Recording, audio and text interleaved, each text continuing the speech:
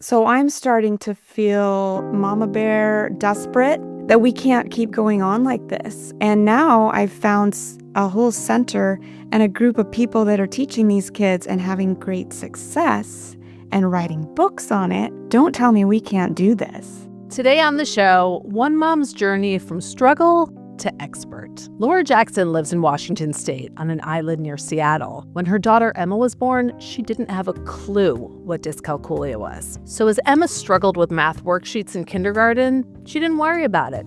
Same thing in first grade. She thought, I have a bright kid who's doing well in school, for the most part. She was even getting pulled out of class for extra support, but nothing was working. And the older Emma got, things worsened. Laura was lost. Welcome to Everyone Gets a Juice Box. I'm Jessica Shaw. Today we're going to look at how Laura took matters into her own hands and pulled Emma from a situation that just wasn't working for her and set her up for success.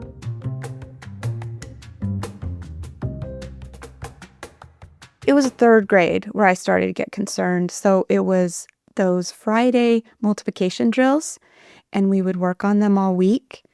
And she could not get past. It was the same drill every week, and they would see how far they could get in a certain amount of time. She would have tummy aches going in on Fridays, not want to go to class, and she could not get past the one. Maybe she could do some of the 2 times tables, but mostly the 0 and the 1 times tables she could do. And it was the same the whole year through. And we were doing flashcards, and she was crying at home. So this is when I was like, something's up. Yeah. She's not tracking what's happening. And she, in third grade, came home and said, Mommy, am I stupid? Because she was looking at all her peers at her table, and they were just, as the year went on, getting better and better and getting all through those things. And she was doing the after school program. She was doing the pull-out groups during the day. She was working with me on the weekends, and she could tell something was up, and I could tell too. Something's not tracking, and I don't know what it is. I had never heard of a math learning disability. So yeah, that's where we were. I mean, what do you remember that moment? Tell me about that day when she came home and said, Mommy, am I stupid? Because that's a heartbreaking moment for a parent. Yeah, it still is a hard moment. And I remember her teacher saying she's trying probably 10 times as hard as the other kids in the class and just can't do it. She's very determined. She was just really wanting to master it. And that was heartbreaking as a parent because I was a good student growing up. And so I had all kinds of baggage, I'm sure, about expectations about what that looks like. And then you see her wanting to do really well and just can't do it. Coming home with classwork, and, no one wanted to sit down and do it. It was just a beast to try to get through. It was very confusing. I would say just really confusing. So were you sitting with her? I mean, I know there's always, as with everything, when one of our kids is sort of struggling with something, they do their work in school. And as a parent, you're sitting with them in the evening and just kind of, as you said, maybe you're running flashcards, or maybe you're sitting and trying to explain something. Yep. Tell me what that was like for you, because this is she's what, 10 years old at this point? Yeah, it was very confusing before we had a diagnosis and even after having a diagnosis, because just because we had the diagnosis didn't mean at that point that I had this, that means this kid needs to learn this way. So it was confusing. Just all the traditional ways of teaching it was tears. I remember my younger daughter looking at my older, we were doing flashcards, and I said, 4 plus 2 is what? And she says 6, not because she hasn't memorized, but she worked it out. And I said, yes. So now we have 6. What is 6? Take away 2. Blank stare. Shaking. And my younger says, why is sister upset? Why is sister shaking? She was confused too as a younger sister. Something's happening here that is not good, And I had frustration. I honestly, it's embarrassing to say, but I was thinking things like, she's not trying hard enough. She just needs to focus, or we just need to get through this. Really, at that point, unaware of what her situation was and how it felt for her to struggle. How did the diagnosis come about? I was having lunch with a friend, and she had raised two daughters. And so she was, I don't know, 15, 20 years ahead of me. And I was telling her, she was checking in on my girls because she was close to them, knew them. How are they doing? And I'm like, man, Emma's really struggling in math. And I don't know what's going on, but I'm starting to get really concerned. And she tells me, oh, I have a math learning disability, and I really struggled to get through college. And I thought, a what? And then we kind of moved on. We talked about other things. And as soon as she left, this is ironic, though. This is with understood.org, but I grabbed my laptop. I Googled math learning disability, and understood.org's website popped up. And it wasn't a very robust site on dyscalculia at that point, but there was a math learning disability, and the other name for it was dyscalculia. And it described my daughter exactly. Struggles with time, struggles with addition and subtraction, not being able to read a clock, not understanding measurements, not being able to count backwards. And I remember just staring at the screen like, whoa, what is this? I had never heard of it. I had never even heard of a math learning disability. And I thought to myself, how can you have a learning disability in math? Isn't it just pretty straightforward, So it was a big learning curve. I was checking out every book at the library. There was, I think, 2 of them at that point. I was having to read online because I couldn't find anything. I went deep dive trying to find everything. And I really had to push the school to get a school evaluation because she was a bright student. She was doing well in her classes. And in their minds, she wasn't struggling. But I knew something was up. So it was a real battle to get a school evaluation. How could they have thought that she wasn't struggling when you said she was getting services, she was getting pulled out, but is there sort of a threshold, you need to be doing quote unquote this badly to be able to get evaluated? What was that? I think the fight, how we kind of got it pushed through, it was actually another parent who said to me, did you know that you are the one that can request a school evaluation? Because I was kind of waiting for them. To suggest it. And I said, no, I didn't know that. She said, yes, you have to put this in writing and let me help you write that. She was also helpful in letting me know, hey, did you know that if your student has been receiving instruction and extra helps and there's no improvement, that can be a trigger to get you special education. And so it was hard to prove that she was 2 years behind because at this point, by the time we got a school evaluation, it was 4th grade. But we could prove she has been getting extra help, since 1st grade, and she's not making any improvement. Laura felt like she was fighting Emma's school all by herself. It felt lonely. And then another parent suggested that they get a private evaluation for Emma. And then finally, the school relented when Emma was set to start 5th grade. They enrolled her in special ed. They said, okay, we'll give you some help. And I thought, my job is done here. We're moving on. But the special education teacher, as wonderful as she had never heard of it and didn't know how to teach for it. And so she and I were working together. She and I were searching online. We were sharing books with each other. Hey, I found this program. Let's look at this program. Okay, how about this one? Have you looked at this book? And really nothing happened that first year. My daughter had pull-out help. She built a good relationship with a special ed teacher, but because she didn't know how to teach her, nothing was happening. Are you losing your mind at this point at having to essentially volunteer teach? Yeah, I was overwhelmed. I thought, how could this is way more, it's a way bigger project than I imagined. And I didn't have space and time for that. And it was very frustrating. So that was the rest of 4th grade. And then all of 5th grade, same thing. I don't think my daughter learned a single thing. All of 5th grade in math. Despite pull-out help, they didn't know what to do with her. They were just giving her worksheets and, building a little workbook together. And then in 6th grade is when we had to move to a smaller town. And this next school district offered her a pull-out math class with a group of kids 5 days a week. And I thought, jackpot, this is our answer. Like special education for a full class 5 days a week. And within a couple weeks, my daughter's anxiety was back in a huge flood.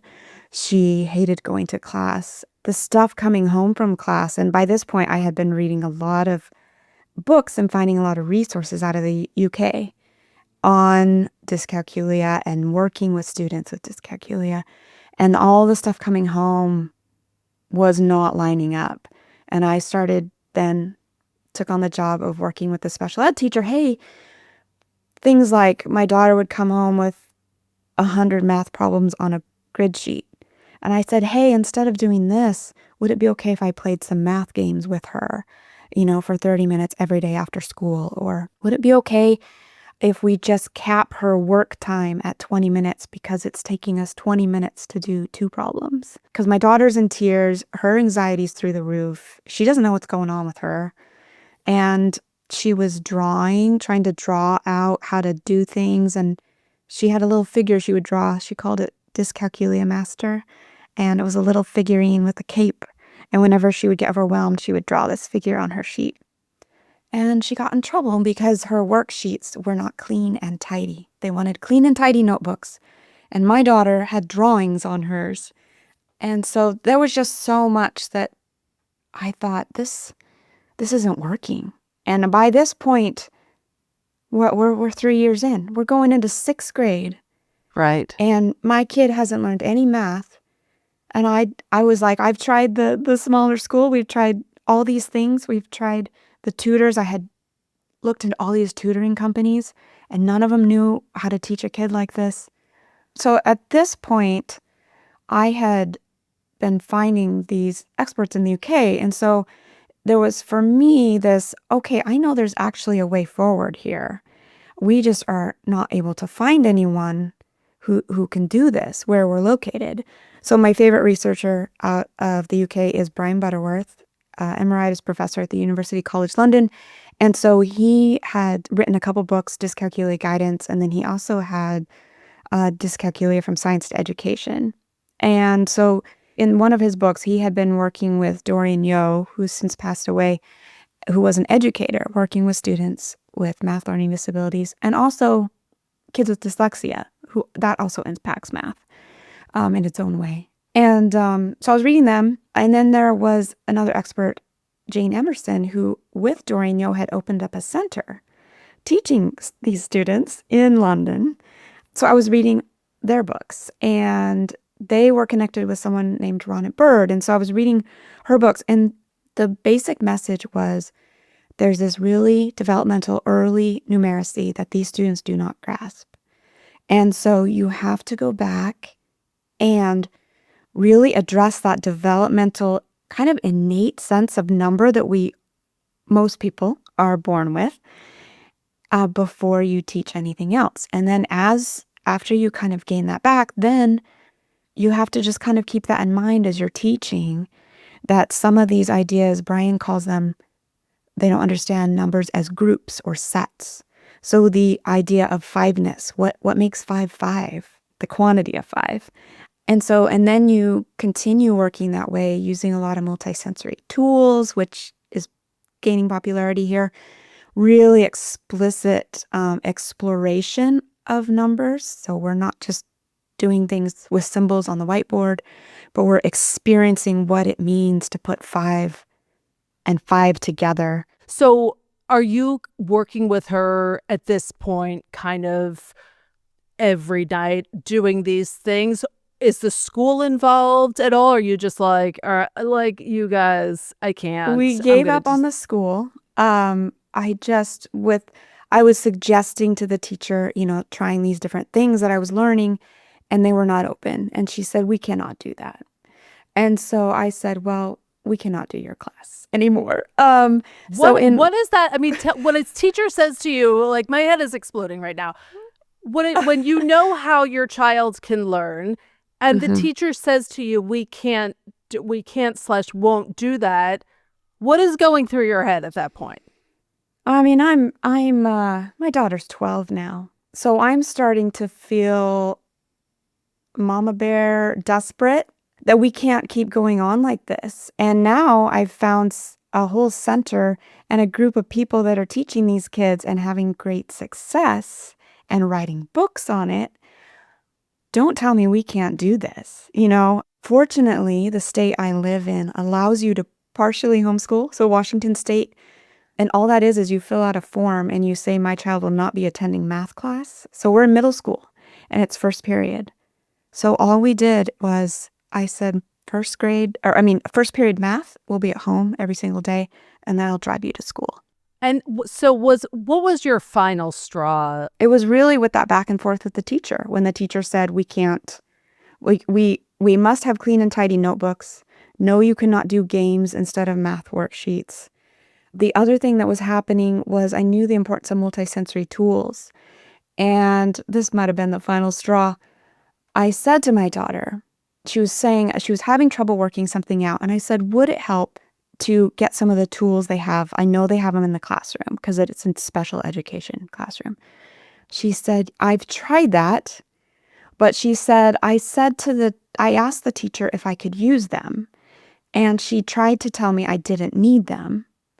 And I asked if I could use them anyway. And then I had to walk to the front of the classroom. I had to get them from the teacher's desk, and I had to walk all the way back to my seat, and everyone was looking at me. Well, yeah, it's 6th grade.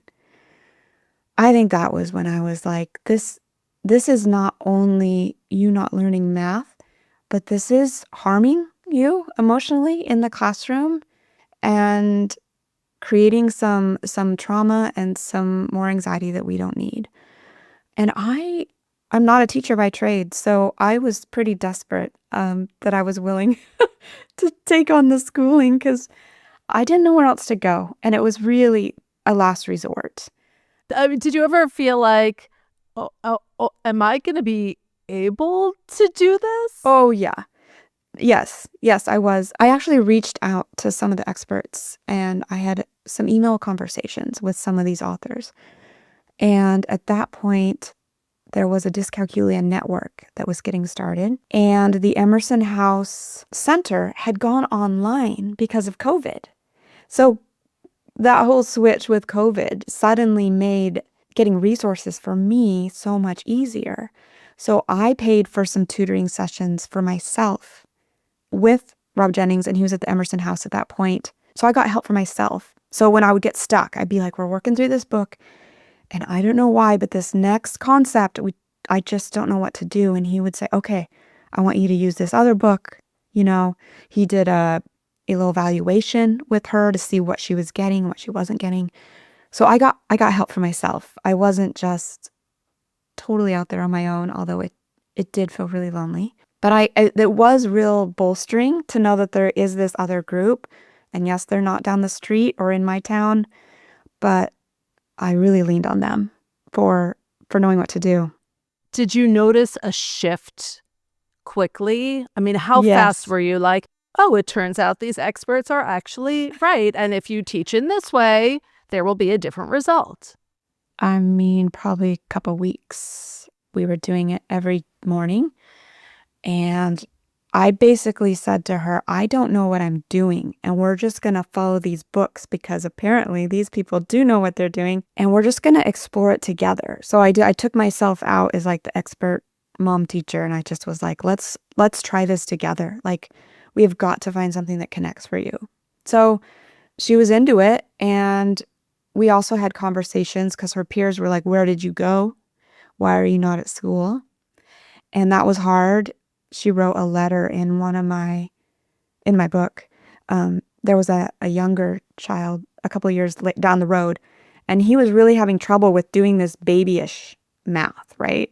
And she's like, oh, I remember feeling that way. Everyone's at school doing positive and negative numbers, and I'm at home with beads trying to figure out how to make 10. So we had that emotional difficulty, but I remember there was one day we would sit in the family room and we had a coffee table and we'd work around this coffee table together. It was just a nice space. It was clean and there was a lot of light. And it was important to have just a good space to do this hard work in.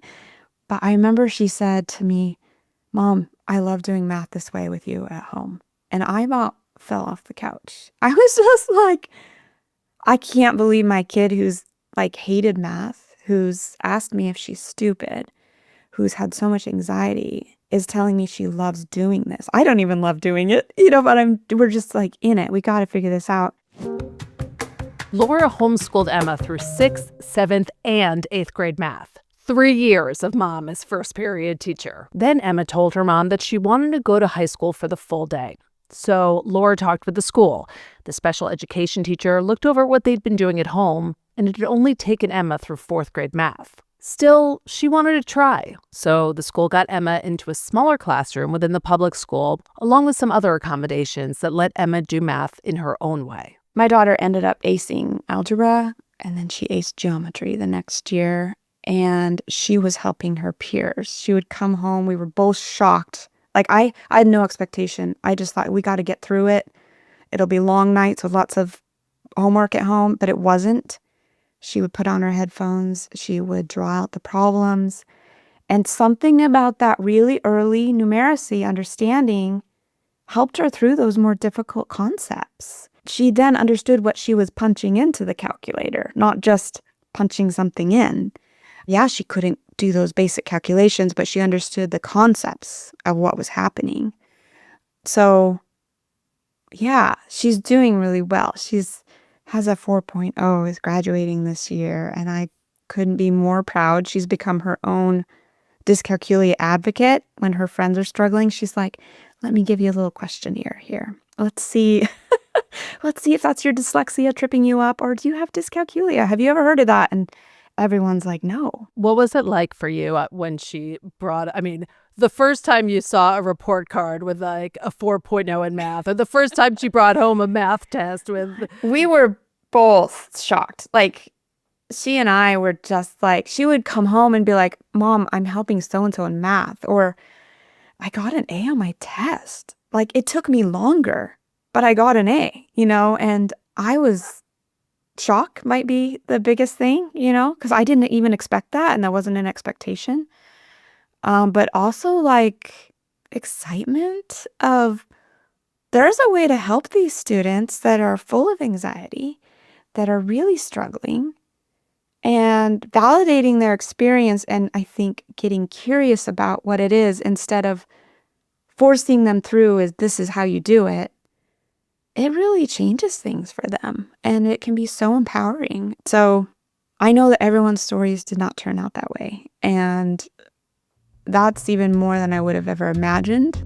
But there are so many stories of students getting this early help and it really transforming their school experience and then beyond.